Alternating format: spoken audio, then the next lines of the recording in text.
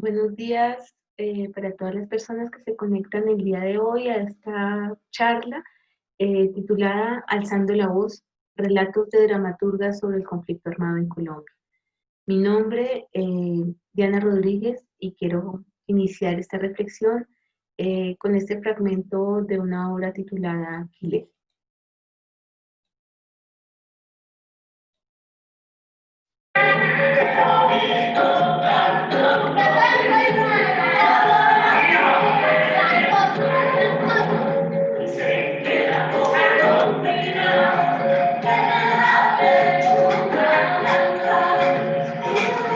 Los hombres nucleados corren desesperados buscando ayuda. Corren 80 metros hasta llegar a la casa de las hermanas Agustinas. Llegan a la casa, golpean desesperadamente para que alguien les abra. Pero nadie les abre. Y los dos hombres mueren desangrados frente a la puerta.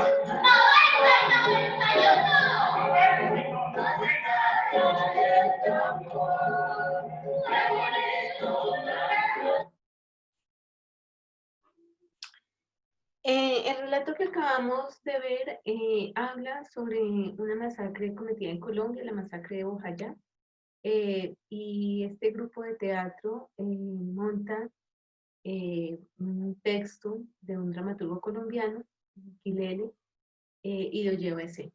¿Por qué quiero empezar el día de hoy con esta reflexión? La investigación que vengo realizando tiene que ver con las relaciones entre el conflicto armado colombiano y los acontecimientos poéticos que pueden ser leídos desde esta lógica. Quiero compartirles 4 ideas centrales de la reflexión del día de hoy. La primera tiene que ver con el conflicto armado en Colombia puede ser considerado como un acontecimiento social. La segunda, la construcción de memoria sobre el conflicto armado aún es insuficiente.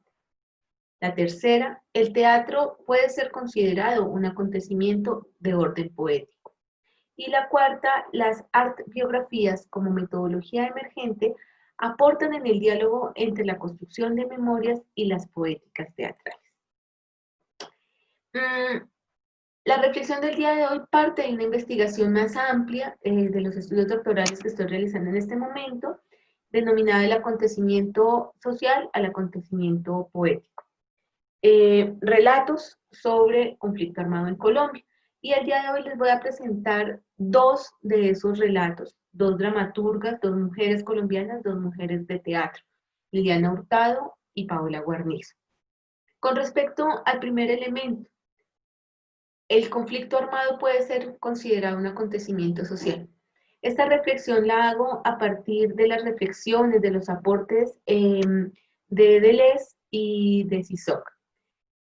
Estos 2 autores nos plantean que los acontecimientos son irrupciones, rupturas de la vida cotidiana, transformaciones fuertes, intempestivas. Si bien el conflicto armado en Colombia es de larga data, llevamos más de medio siglo en esta confrontación armada, sigue siendo una irrupción. Sigue llegando de manera intempestiva a las poblaciones, a los municipios, a los territorios. En los últimos años, no solamente a los territorios rurales, cabeceras municipales, sino que ya está llegando también a las ciudades principales. 1, con las poblaciones desplazadas, pero 2, también con estas confrontaciones y con la presencia de estos actores armados en los territorios. Yo parto de un principio y es que pareciese que este acontecimiento social denominado conflicto es como una suerte de bucle en el que estamos de manera permanente, vamos y venimos y no logramos salir por distintas razones de orden político, social, económico, que no permiten que este conflicto tenga una salida pacífica a pesar que estemos en un periodo denominado de posconflicto. El segundo elemento que anotaba es que la construcción de memorias es insuficiente. Si bien hay unos organismos institucionales del Estado que son los encargados de recopilar estas memorias, de hacer la construcción de las memorias oficiales, pues la memoria oficial tiene unos sesgos, tiene unas limitaciones y tiene una versión, la oficial, sobre los acontecimientos sociales ligados al conflicto armado en Colombia. Estas memorias oficiales han dejado históricamente por fuera otras memorias, memorias denominadas no oficiales, precisamente porque son memorias que no se inscriben en esas lógicas de un vencedor, de un vencido, de un enemigo, de un bueno, de un malo, de una confrontación que termina, del retorno a un territorio y de la finalización del conflicto. Pues eso no ocurre en Colombia. Y pues también se ha evidenciado que en otros países donde ha habido presencia de conflicto armado, pues la importancia del rescate de las memorias no oficiales es vital para tener un panorama global, comprensible, de cuáles son estos acontecimientos. El tercer elemento que les enunciaba, pues tiene que ver con cómo el teatro, particularmente, se puede convertir en un lenguaje poético, y cuando me refiero a poética no estoy hablando de la poesía, sino el lenguaje que posibilita la creación, que posibilita la transformación simbólica de acontecimientos sustentados en el horror, en la violación de derechos humanos, pero que son necesarios de conocer, que son necesarios de socializar, tanto por las víctimas, los sobrevivientes, como por el resto de la población que hemos sido víctimas de una u otra manera. Yo parto de un principio y es que desafortunadamente todos los colombianos y colombianas tenemos una historia que contar con respecto al conflicto, bien sea porque lo hemos vivido, porque conocemos a alguien, nuestros abuelos, nuestras familias han estado en distintos momentos de esta confrontación armada. Y por último, pues el relato art biográfico, que es una metodología emergente de la investigación doctoral, se basa en relatos de vida de personas desde las prácticas artísticas, que han tenido que ver particularmente en esta investigación con conflicto armado en Colombia. ¿Sí? Y cómo a través de esos relatos de vida de las personas uno puede empezar a hacer conexiones sobre esos tránsitos hacia los lenguajes poéticos.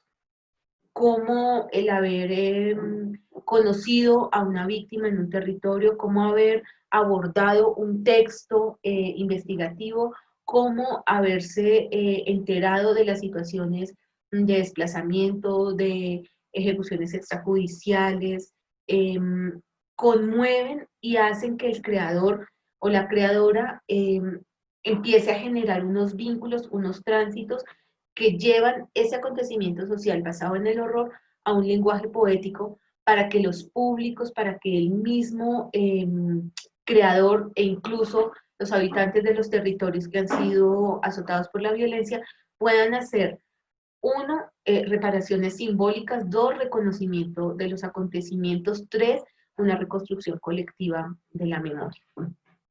En el caso de Liliana Hurtado y de Paula Guarnizo, pues encontramos también algunas particularidades dentro de la investigación. La primera es que las dos parten en búsqueda del reconocimiento de la voz de la mujer. Uno como creadora, como dramaturga, ¿sí? En el marco del conflicto armado, donde la voz más fuerte que ha hecho presencia en los relatos ha sido la voz masculina.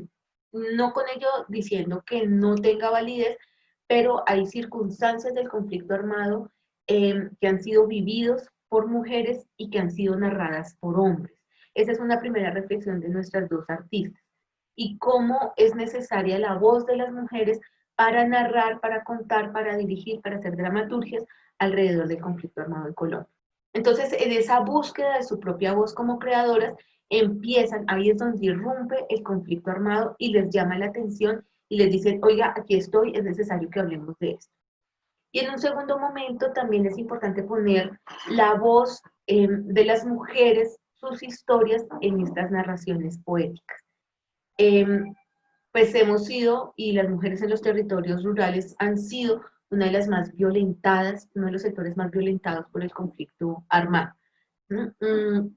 Por eso es importante, digamos, esta primera conexión que se hace entre el acontecimiento social, el acontecimiento poético y la experiencia de vida del creador, o las rutas, o los llamados, o esas irrupciones que hacen y cómo se empiezan a conectar estas historias. En segundo lugar, hay una decisión de las dramaturgas sobre hablar sobre aspectos de la vida cotidiana, antes del acontecimiento, antes de la irrupción. Cómo era la vida cotidiana, cómo era esa vida del campo, y eso nos permite empezar a entender cómo es que empiezan a hacer presencia los actores armados. Hay un elemento importante dentro de los relatos arqueográficos, además del relato, es la georreferenciación. Pocas veces nosotros podemos hacer ubicaciones espaciales de dónde están los territorios. Si nosotros hablamos del Salado, y hablamos de Bojayá, hablamos de Mapiripán, en el territorio colombiano no logramos ubicarlas y no logramos entender por qué municipios tan pequeños, a 4, 5 o 6 horas de cascos urbanos municipales, 8, 10, 12 horas de cascos urbanos principales, por qué son atacados con tanta violencia.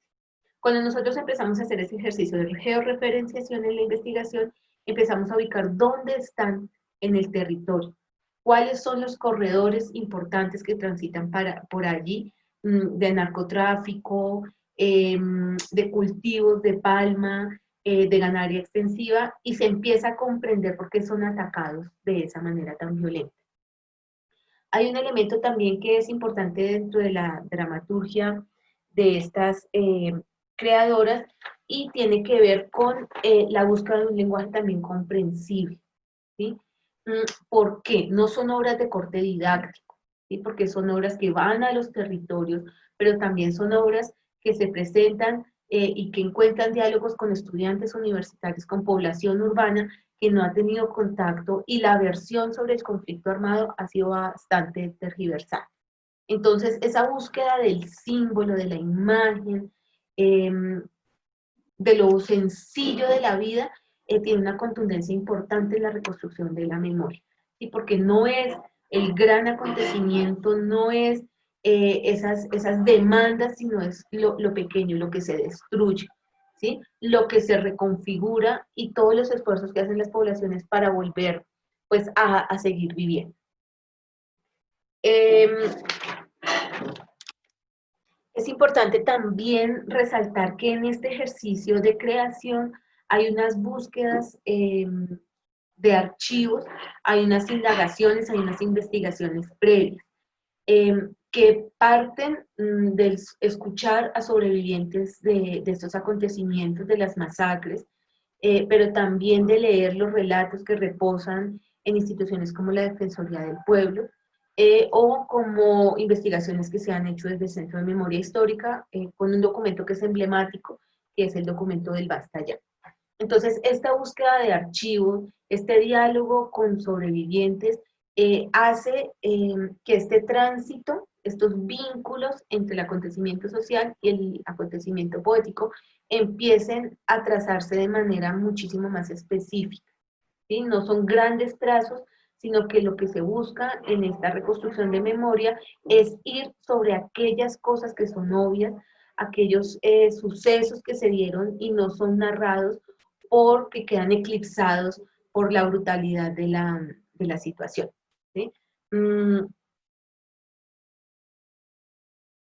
Hay un elemento importante en la construcción de las memorias. Elizabeth Yellin lo denomina los vehículos de la memoria, y en esta investigación yo considero que el teatro, que la práctica artística, que la vida misma se convierte en un vehículo de la memoria. Y este vehículo puede transitar por distintos escenarios, puede reconocer distintas experiencias y puede ver en cosas desarticuladas, aparentemente, múltiples articulaciones. Eso es lo que realmente hace el acontecimiento poético.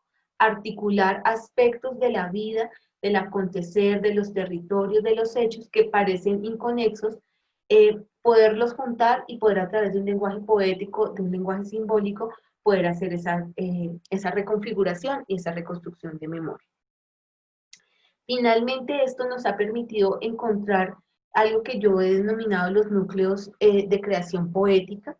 Esto nos permite a nosotros entender cuáles son los vínculos que tienen los creadores que se convierten o hacen ejercicios de investigación, y que esto nos ayuda también a comprender cómo es que podemos entender estas circunstancias, cómo podemos generar vínculos entre la creación y el acontecimiento poético. En este momento quiero compartirles una de esas construcciones que yo he venido haciendo alrededor de los núcleos de creación poética. Acá nosotros podemos ver, por ejemplo, en el tono oscuro, cuáles son las reflexiones que en el caso, por ejemplo, de Liliana, ella empieza a hacer con respecto a su investigación. Superar los miedos a escribir, cómo la imagen del dramaturgo está rodeado de un halo de misterio, y entonces ciertas personas son capaces de escribir. La mujer como escenario poético y dramatúrgico, cómo hacerle frente al acontecimiento social. No se trata de disfrazarlo, no se trata de restarle importancia, pero sí desde un lenguaje poético hacerle frente. Escritura de la vida cotidiana, el arte entre más poético, más político, es, digamos, una de las reflexiones que casi todos los artistas de esta investigación hacen, y la importancia de la creación colectiva. Eh, Les quiero compartir también esta imagen. Este es el municipio del Salado, ¿sí? Ustedes se van a encontrar en la parte superior izquierda con el mapa de Colombia, donde está señalado el Carmen de Bolívar, que es el municipio grande, la cabecera municipal. Dentro del Carmen de Bolívar vemos señalado eh, el Salado, ¿sí? Y ya en la imagen más grande podemos ver el municipio. Eh, con esto es importante dentro de la investigación darnos cuenta del lugar que ocupa la georreferenciación.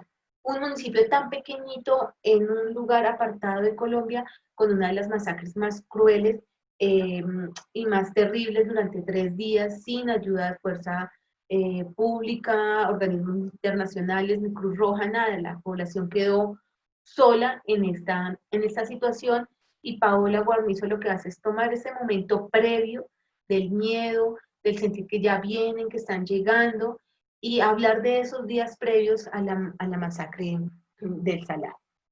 Finalmente hay un elemento que es bien importante, y es cómo el artista, estas artistas, a través de sus lenguajes poéticos, logran generar unas memorias no oficiales, convertir el arte en un vehículo de la memoria, y ese vehículo cómo llega, cómo transita hacia el público, otorgándoles, dándoles una responsabilidad también, de miren, esto es lo que ha sucedido, cómo vamos a generar unos espacios de reflexión, cómo vamos a empezar a pensar sobre estos elementos de la memoria, y la importancia de hacernos también nosotros responsables de garantizar o velar que estas memorias no se pierdan, que estas memorias no queden en el olvido, que estas memorias no pasen a ser simplemente un acto de teatro que dura un determinado tiempo y luego la gente sale y se va, sino que ese vínculo con el acontecimiento poético genera